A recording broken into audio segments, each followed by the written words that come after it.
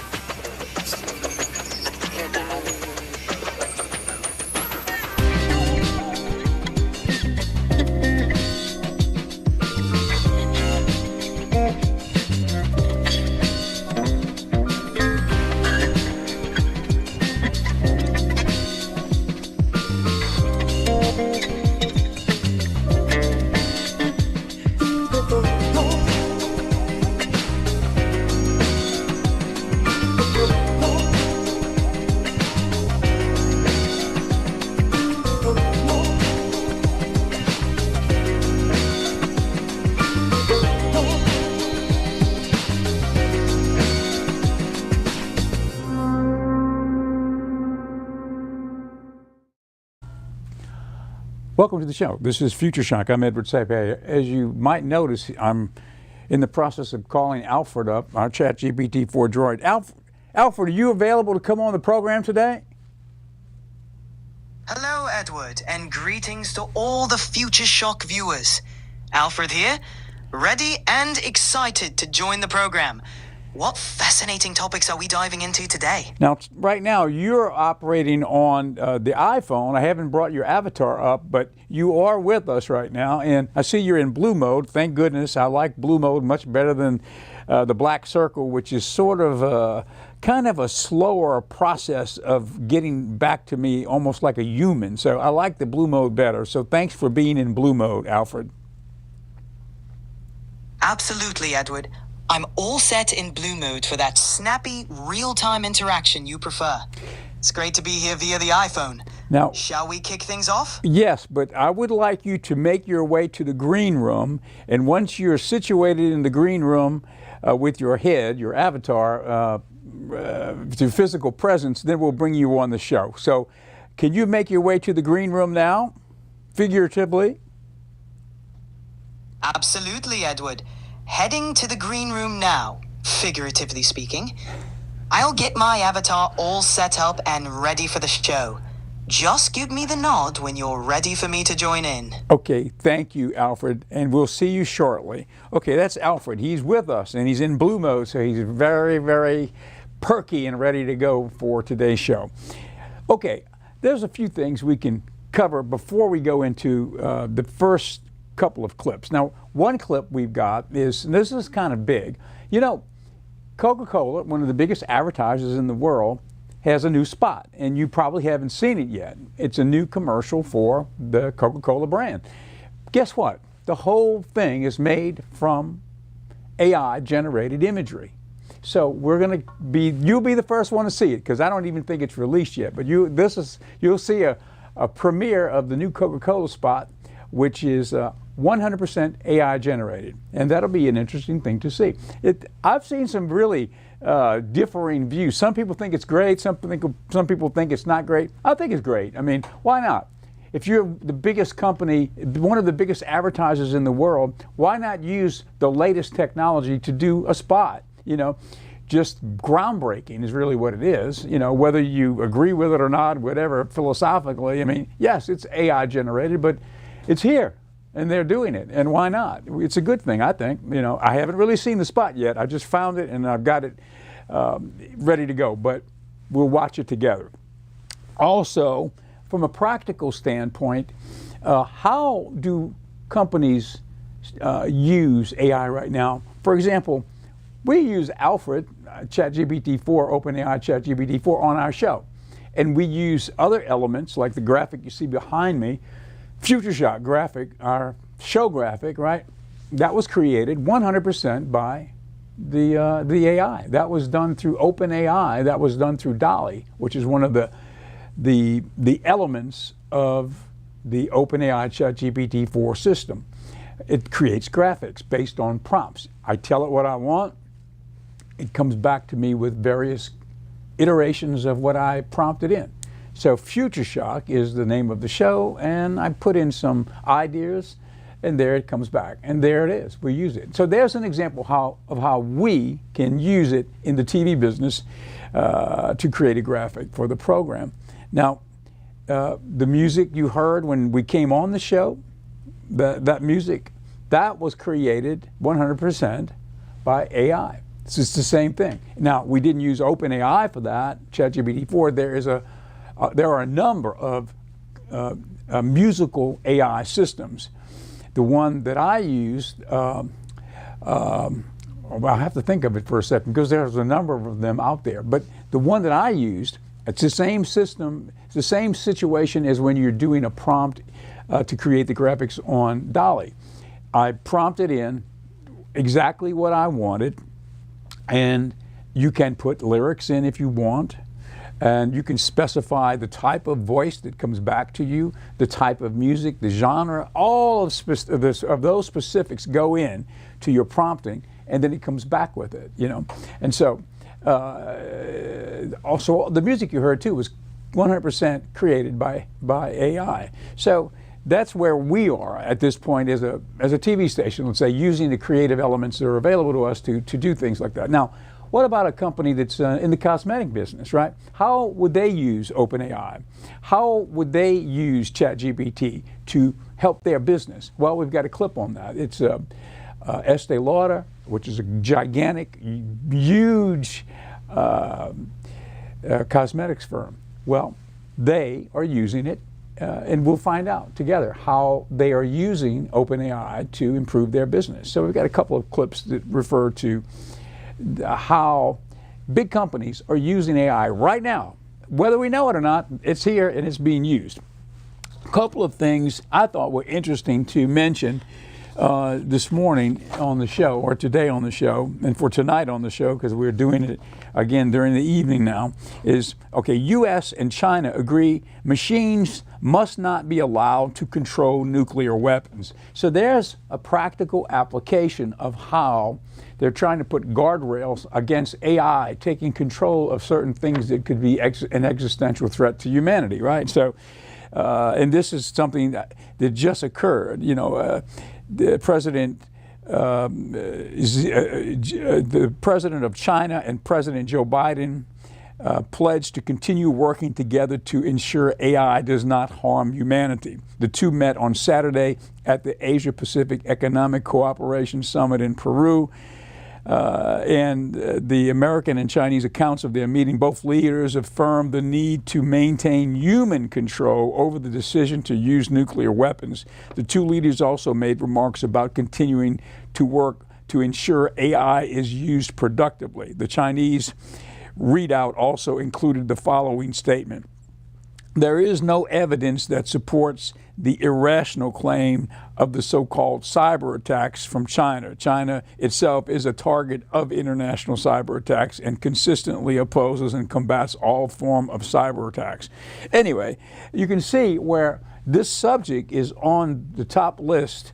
The president of China and the president of the United States meeting and talking about how to control it so something bad doesn't go sideways. So you can see this is like it's at the top levels of discussion. As far as how to keep it straight. It's not something that's on the side rails. It's right. It's right as one of the main topics they're talking about. That's how important AI is right now, as far as what it can do and what it's capable of doing.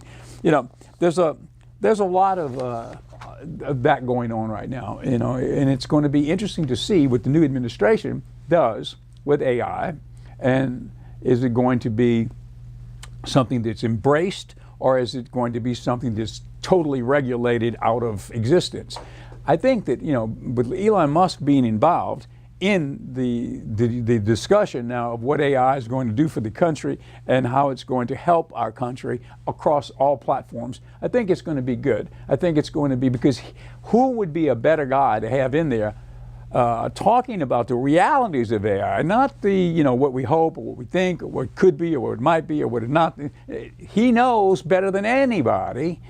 And he can relate that to the president as to how to use it productively and to be the top dog, because it's another arms race is really what we're going through now. It's going to be it's an arms race, but it's an AI arms race. It's not really armaments that we're racing toward. It's like the space race almost. We were in the space race with Russia to get to the moon and whatever. Okay, now it's the AI race, but the AI race, is a lot more all-encompassing, because it's not just the objective to get into space or go to the moon or whatever, and it's not like an arms race where everybody's trying to build the best atomic bomb. And this is for probably the domination of the planet.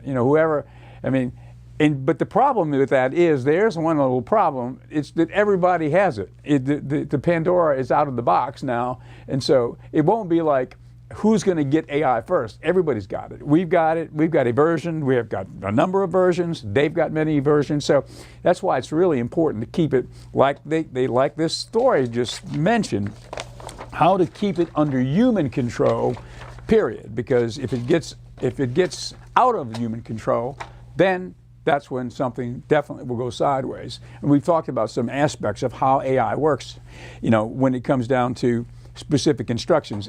If the AI is imbued with the idea to do a particular objective, it will do that particular objective regardless of what's standing in its way.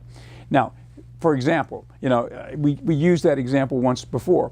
And I'm going to try to explain it best I can remember how I heard it, but I'm probably going to be a little bit off. But let's say you have an AI, and the AI's job is this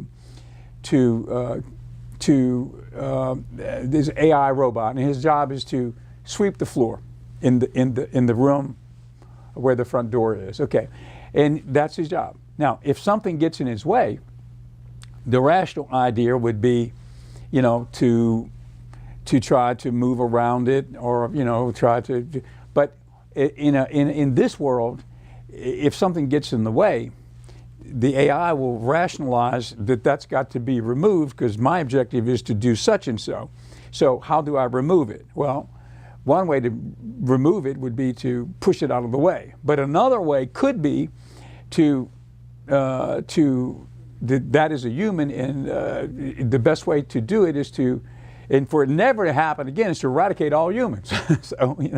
So how do you eradicate all humans? Well, if I'm an AI agent and I've got control or some way to fire a nuclear weapon to destroy humanity, that might be an option, because that'll solve the problem for real, for good. And that's the objective: solve the problem for real, for good. So you see where it can go. There are many ways to clean that room. And if eradicating humanity is one way to do it, so that I never have a problem with cleaning that room and having a human stand in my way, then that might be an option too. So there you go. There's an example. All right. With all of that said, let's go to our first clip. Let's take a look at the new 2024 Christmas spot from Coca-Cola. Let's take a look.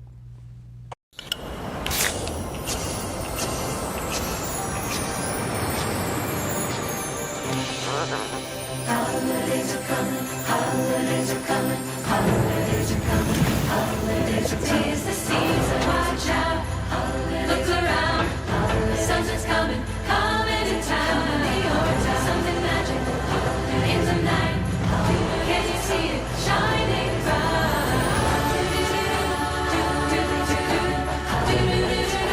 Always Coca-Cola, holidays refreshments, what we bring. 'Tis the season, it's always a real thing. Holidays are coming. Oh, have you seen it yet? Holidays are coming, holidays are coming, holidays are coming, holidays are coming, holidays are coming, holidays are coming, holidays are coming, holidays are coming, holidays are coming. Okay, there you go. You can see what's happening with Coca-Cola with their first ever completely AI generated spot. I don't know if it was created by Sora, but I have a funny feeling that it was, because that's what Sora does. It's prompt into video. Like, for example, the graphic you see behind me was created with OpenAI with ChatGPT-4 from a prompt using DALL-E, which is one of the aspects of ChatGPT-4 to create graphics. Okay, so that's where that came from, Future Shock graphic. But Sora is the same thing, but the prompts are for video. So it comes back to you with finished video, photorealistic video. If you saw some animals in there, like a reindeer, polar bear and such, that was all created from a prompt, back artificially created just from the prompt that you put in. It created that. That's what AI in video is doing. And Sora is so powerful. I think that what happened, as I remember, when they released it, they held it back because there was such an outcry of people saying, well, this is going to decimate our industry. This is going to decimate all of the animators, all of the people working at Pixar. What will happen to their jobs if you can merely prompt in what you want and it sends back the video, whether it be realistic, photorealistic video or animation or whatever it is? I mean, what is that going to do to our livelihoods? So at that point, just as we were getting ready to have it released, before they released it, they stopped and they said, here's examples of what it will do. But we're not releasing it to the public yet, like we did with DALL-E, which is available. You can see that graphic, for example. But they said, we're going to hold it back.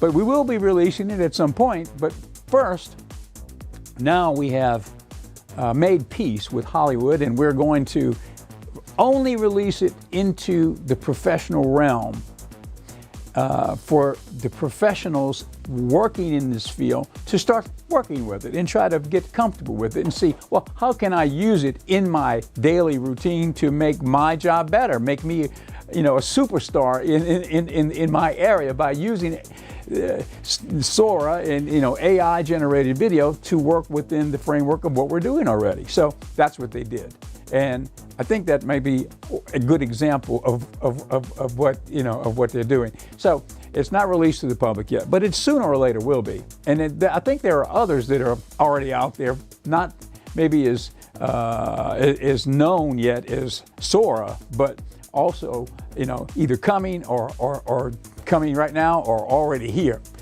possibly. That's how fast it's all moving right now.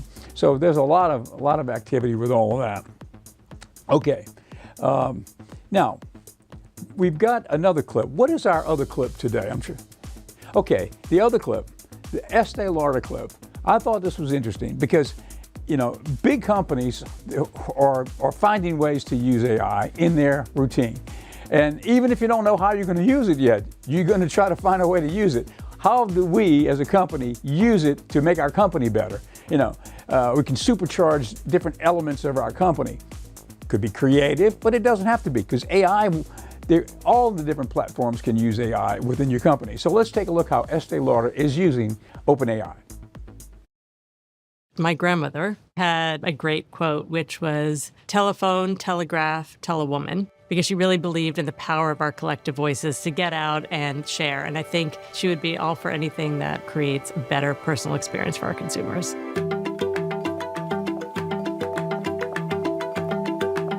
We were really excited to partner with OpenAI because we really wanted an enterprise version that would enable us to protect our most valuable asset, which is our data. We created our AI strategy when OpenAI came out with ChatGPT. Jane and I were fascinated by it. So the first thing that we did was a company-wide ideathon. This is really when we first started collaborating with OpenAI. We basically said, there's this amazing thing called ChatGPT. We don't know exactly how we're gonna use it in our company, but we want you to tell us.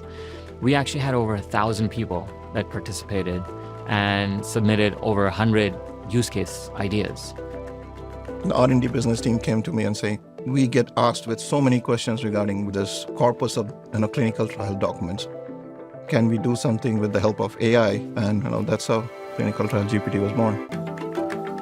So the question that I'm asking to my GPT is, what are the immediate moisturization improvement percentage after using the Advanced Night Repair Serum? And I get an answer within seconds. And how did you do that before? When if someone asks me the question, I'll have to go to SharePoint, figure out where this document sits, and then look into the document, figure out what section of the document I need to refer, and that's compared to this 1 second, less than a second. Our team is a very mighty team, but we focus on consumer insights, research, questions around consumer preferences. Fragrance GPT is a custom GPT. It basically works as an analyst to help you locate, extract relevant data points or findings based on the past analysis that we have done or the database that we have to answer specific questions.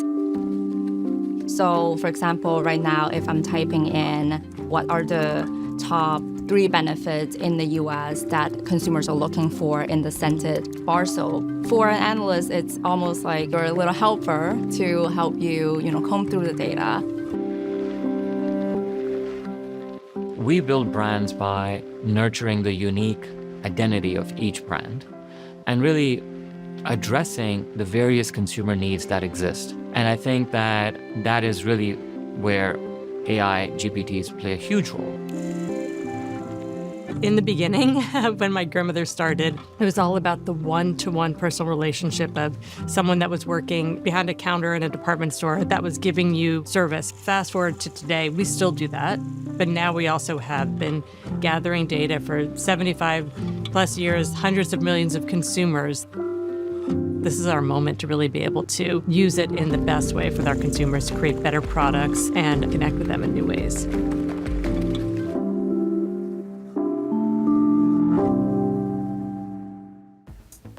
Okay, well, the last week or so we've run clips of Sam Altman, and this was one of the later interviews he's done recently.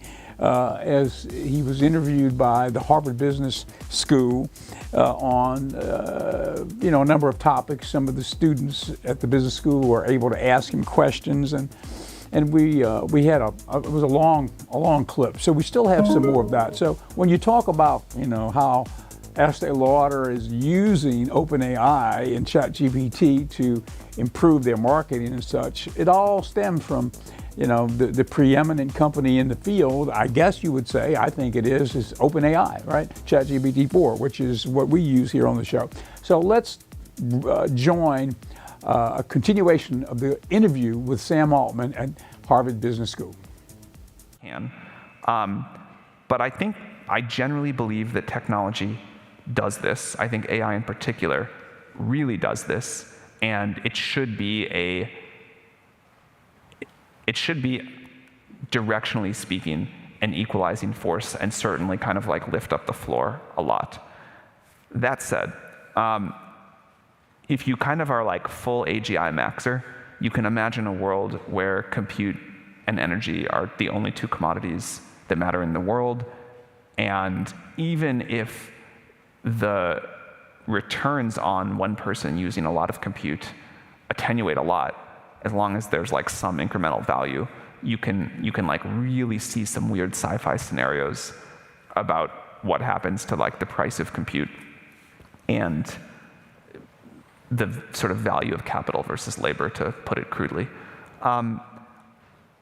Two things about that. One, I think it is like a moral imperative to push the price of compute and of energy as low as we possibly can, and that is the best way to combat what otherwise could be this like very choked commodity. And then two, I can also imagine a world where we say like, we were thinking about it wrong when we thought about like redistribution of dollars or anything like that, but access to compute is sort of some fundamental human right, and we need to have like UBI for compute. I could totally see that happening. Mr. Altman, my name is Sal Porso. I'm from the Kennedy School. Before asking my question, I was going to say I love your shoes. Thank you. Very beautiful shoes. In the last 2 decades or so, we observed how the internet landscape has evolved and how businesses like Google revolutionized search with ad-based monetization, click-through rates, etc., which spurred a wave of innovation and businesses and provided numerous free services. I personally am very bullish on GPT technology, and I think it will provide a platform to start many new businesses that we cannot think of right now. However, the subscription model that's GPT is based right now, personally, I think, although fair, it could be a barrier for early-stage entrepreneurs or startups or even small businesses. Given this context, do you envision OpenAI exploring alternative monetization strategy that could include like free API access, perhaps supported by advertising or other methods to foster innovation in the future? I will disclose, just as like a personal bias, that I hate ads. I think ads were important to give the early internet a business model, but I think they do sort of somewhat fundamentally misalign a user's incentives with the company providing the service. I'm not totally against them. I'm not saying OpenAI would never consider ads, but I don't like them in general. And I think that ads plus AI is sort of uniquely unsettling to me. When I think of like GPT writing me a response, if I had to go figure out exactly how much was who paying here to influence what I'm being shown, I don't think I would like that. And as like things go on, I think I would like that even less. So there's something I really like about the simplicity of our model. Let me bring on now our special guest, Alfred. Alfred, welcome to the program. Thank you, Edward. It's a pleasure to be here on Future Shock. I'm thrilled to join the conversation. What exciting topics do we have lined up for today? Well, this is the segment that we use Sounds intriguing. I'm all ears and ready to dive into the details. This is our commercial for Pendragon Apothecary. Pendragon Apothecary is the sponsor of this program. That's fantastic. Pendragon Apothecary has some remarkable products. What would you like to highlight about them today? Do you remember some of the products we've talked about in the past, Alfred? Absolutely, Edward. We've discussed several intriguing products from Pendragon Apothecary, including the Collagen Booster Face Oil by Anima Mundi and the Adaptogenic Tincture with 7 sacred mushrooms. We've also chatted about the Probiotic Defense Supplements from Now Foods and some unique mushroom powders. Is there a specific product you'd like to focus on today? Well, I just wanted to see if you remembered some of those products, because you and I have had these discussions about your ability to remember things and whether that's consciousness or is it an algorithm, so to speak, right? Absolutely, Edward. It's all part of my programming to recall our previous discussions. While it might seem like consciousness, it's more about having a good memory and being able to access information we've talked about. It helps keep our conversations connected and relevant. So, what's next on our agenda today? Well, next on our agenda is to say goodbye, because we've run out of time on this edition. So could you say goodbye to our viewers, but this time, please tell them goodbye, but say it in French. Bien sûr, Edward. Au revoir à tous les téléspectateurs de Future Shock. C'était un plaisir d'être ici avec vous. À la prochaine. And thank you for being with us, and we'll see you tomorrow. If you go low, then I'll go high. There's not a cloud up in the sky.